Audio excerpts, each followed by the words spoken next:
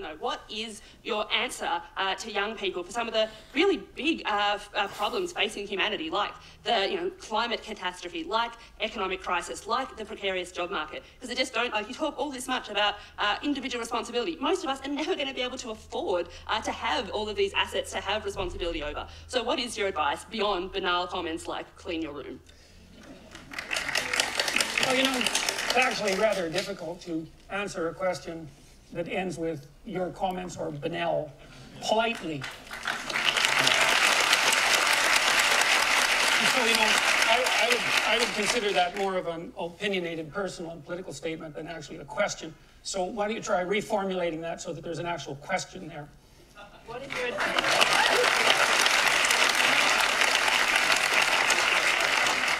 So what is your advice to young people when you talk about you need to be individually responsible, but when there are things that are so far out of our control, like climate catastrophe, like the precarious job economy, like the economic crisis, what is your answer to people who are facing these questions? Do you think that you're worse off than your grandparents? I think there are different challenges. Do you think you're worse off than your grandparents? Jordan, once again, we're not going to cross-examine our questioners. So try answering the question about collective responsibility on climate change, for example. Pick one part of that, because the argument, I think, is that individual responsibility does not change the climate, does not fix the problem that needs global collective responsibility. So I think that's the core of the question. Do you have a theory about that? Well, fundamentally, I'm a psychologist, and my experience has been that people can do a tremendous amount of good for themselves and for the people who are immediately around them by looking to their own inadequacies and their own flaws and the things that they're not doing in their lives and starting to build themselves up as more powerful individuals. And if they're capable of doing that, then they're capable of expanding their career.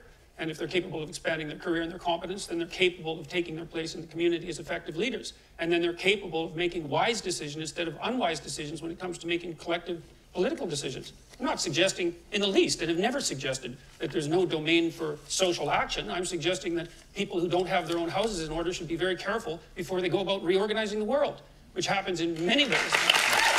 Fix yourself before you try and fix society. Right? There's an arrogance that people have where they think they have all the bright ideas. The bright idea fairy only shows up when it comes to their opinions on societal issues, never when it comes to their own personal lives.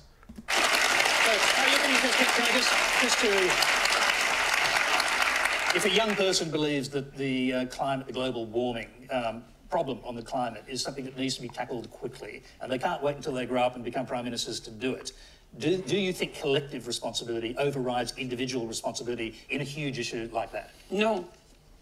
Okay. I don't. I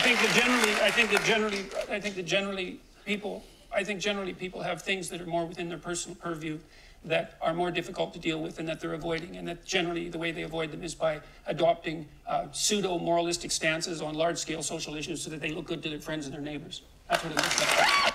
That's exactly what it is. It's signaling. It's clout. It's clout.